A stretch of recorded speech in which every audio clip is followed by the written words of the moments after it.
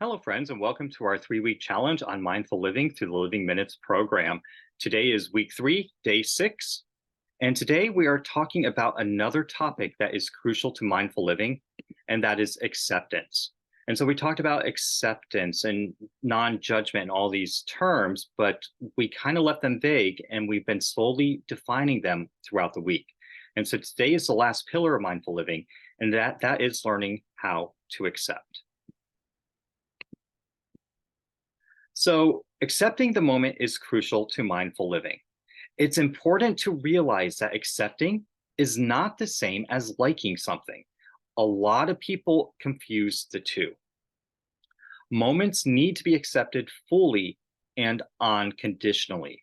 That does not mean that you need to like the situation or the moment as it is, but you do need to accept it for what it is. Also, a lot of people confuse acceptance with non action. They are not the same thing.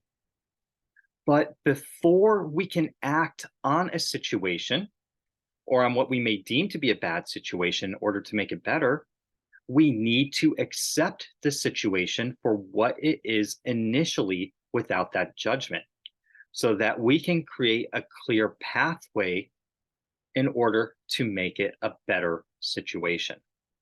And so accepting is not the same as non action. In fact, it's the first and crucial step in order to do action on something. So, the first step in accepting the moment is to note your surroundings, as we talked about yesterday, and the sensations that they make you feel.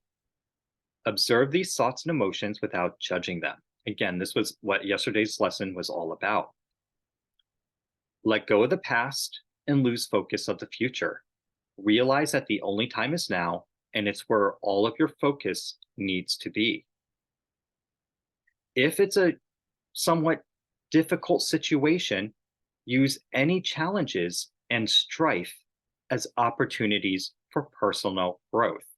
You're kind of changing your mindset here.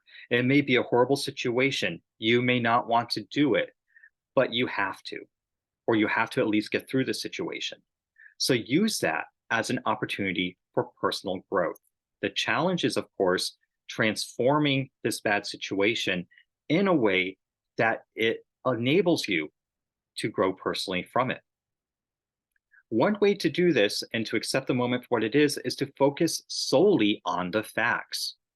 While we may have feelings and judgments about the situation that we absolutely must accept, we need to filter these out from the actual situation at hand in order to see it clearly for what it truly is without any judgment or prejudice involved.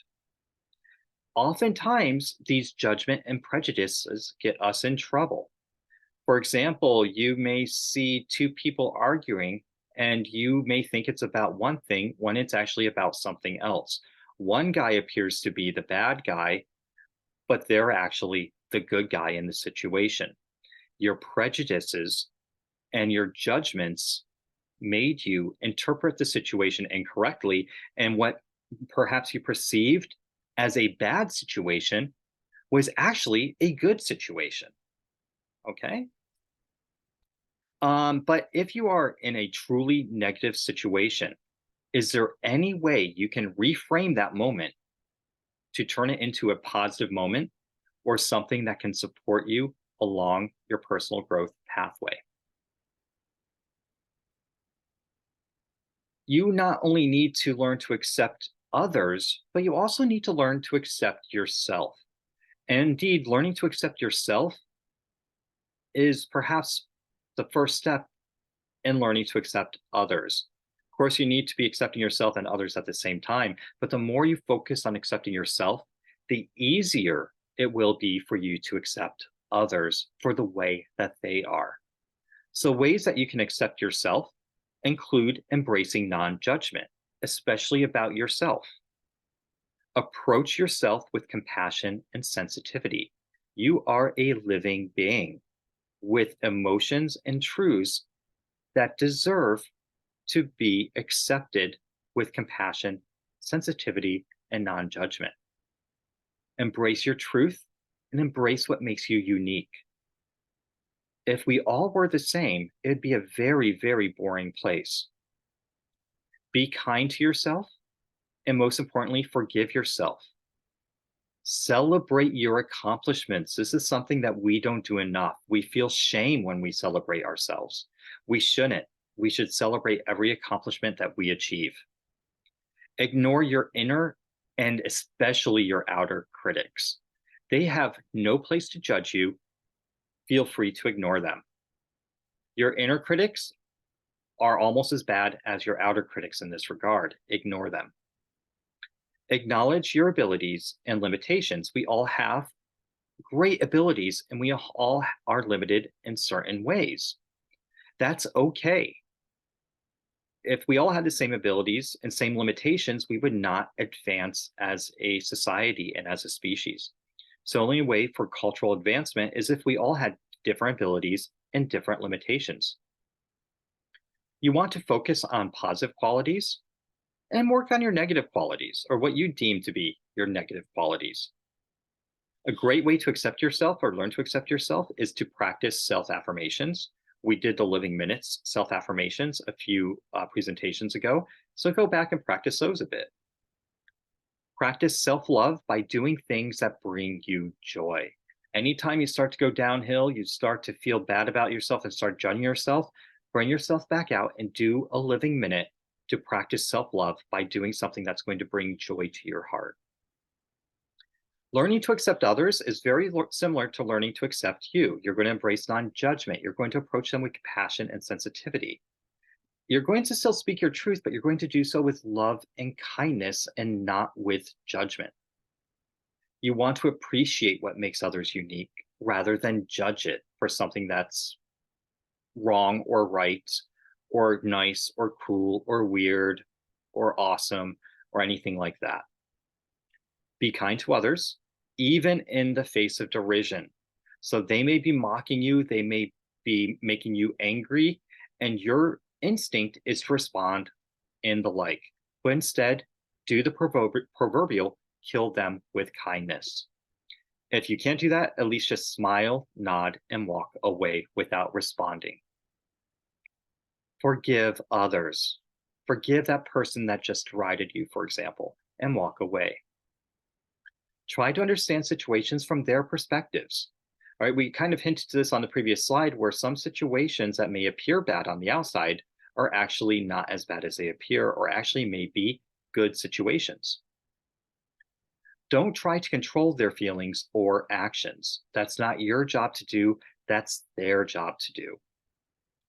Do not compare yourself to others. We all, again, have our own good qualities, bad qualities, our own abilities, our own limitations, and comparing ourselves to others is just silly and stupid, to be honest. You are unique, and everyone needs to be their own unique person and celebrate their accomplishments and celebrate what makes them unique. But it does help to find common ground with others.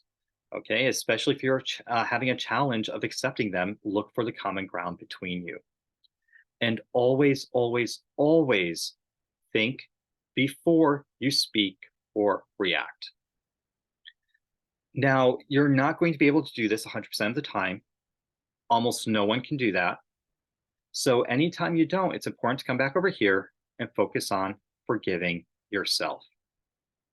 But do your best to accept you and accept others and forgive yourself when you are unable to. Note it and try to work on it next time. Now, we've also been talking a lot about react versus respond. We want to try to get rid of that mindless reaction and learn to respond mindfully. So, mindless reactions are reactions when you're angry or stressed. You react when people do not meet your expectations. So, you lash out, or you scream, or you get crabby, or you throw a fit, or you do something passive aggressive. You may react when things don't go your way. You may react mindlessly when you have negative thoughts. You just start going down that road.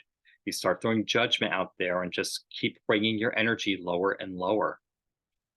You react mindlessly when you feel fear or rejection. How do you convert those mindless reactions into mindful responses? Is via the following mechanisms. Instead of reacting when you're angry or stressed, respond by acknowledging that anger or stress have occurred, and that's okay. You're now going to respond in a way that is away from that anger and stress and without the judgment that the anger and stress bring with it. You're going to respond by paying attention to your breath, thoughts, emotions, body, and instincts. You know what these are, you know how to keep them grounded, and when the emotions are appropriate and when they aren't appropriate. So use that knowledge and respond after paying attention to all of these factors. You want to respond by letting go of any expectations. Be clear in your communication and and respond without any type of expectation in return from them. Respond by accepting without judgment. Okay, you want to respond in a way that you are accepting what they are doing or saying, but don't apply any judgment to that. You may have those feelings. We talked about that before, but it's important that we accept those feelings and react upon them without the judgment that those feelings bring with them. And finally, respond by choosing to come from a state of balance rather than a state of anger or stress or fear or rejection. Mindful living is a conscientious decision. A mindless reaction is your subconscious lashing out. We need to overcome our subconscious reactions and respond in a conscientious, mindful approach. An important aspect of mindful living that we've talked about several times is self forgiveness.